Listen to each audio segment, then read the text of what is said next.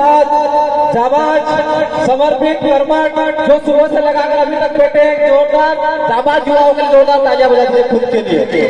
यही समाज का समर्पण आपको चाहिए और हर व्यक्ति के दिलो दिमाग में होना चाहिए, तभी हम समाज के लिए और अच्छा कर सकते हैं। और ये समाज की आवाम है जो सुबह से लगाकर अभी तक बैठी हुई है।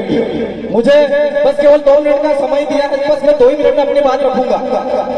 आज जिस परिप्रेक्ष्य में हम जीवन यापन कर रहे हैं, जिस समय पे हमारा जो दौर चल रहा है, वो दौर टंट्या भील और बिरसा मुंडा जिस समय पे थे, उस समय पे अपनी जो लड़ाई थी वो हथियारों के माध्यम से अपनी लड़ाई लड़ते थे।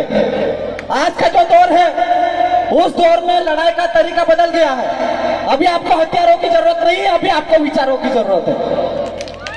और विचार आपको लाना पड़ेगा बिरसा मुंडा टंट्या भील के विचार थे, जिसके आज अपन गाथा स्थापना कर रहे हैं। उनका मेन मोटो था जनता जमीन के ऊपर आदिवासियों का अधिकार। और आज हम दिन भर से 2-3 दिनों से हमारे अलावा जो ये सब लोग कार्यक्रम कर रहे हैं, सबसे पूरा समाज उसके लिए समय दे रहा है। उनके विचारधारा को समझने की जरूरत है।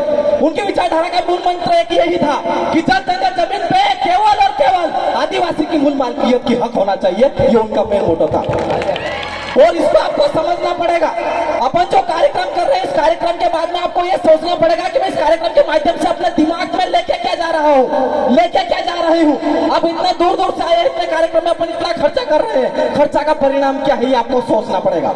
कुछ समय पहले अपने आदरणीय भवरलाल दादा ने आपको बताया बहुत सारी चीजें, उसमें बहुत सारी चीजें थी जो आपको सोचना और समझना चाहिए था। मैं आज विशेष रूप से जो भगवान टंट्या भील है, जिसके बदौलत आदिवासी आदमी के पास में, आदिवासी समाज के पास में नौकरी है, केवल उनकी देन है। उनको नमन और सैल्यूट करना चाहिए। यदि आज टंट्या भील नहीं होते तो आदिवासी समाज के पास में नौकरी का कोई खेमा नहीं था।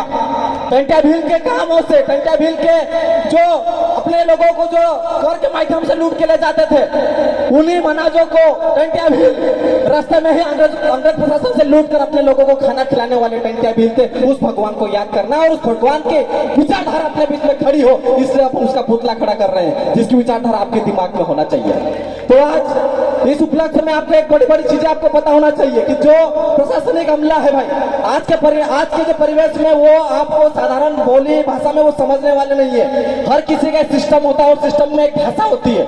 जिस प्रकार से देश को चलाने के लिए संविधान है, वो संविधान की एक भाषा है और उसी भाषा के अनुरूप में यदि आप इस प्रशासनिक अमले से बात करोगे तो वो आपकी बात सुनेगा, और अगर आप ऐसे चिल्लाते रहेंगे तो कोई बात सुनने वाला नहीं है। आज सबसे बड़ी चीज है अनुच्छेद की 13(3) का, जिसको आपको समझना चाहिए। उससे लिखा हुआ है कि शेड्यूल ट्राइब एरिया में शासन व्यवस्था, प्रशासन व्यवस्था, विधि, लॉ बनाने का अधिकार केवल आदिवासियों के पास में है, जिसको आपको समझना पड़ेगा।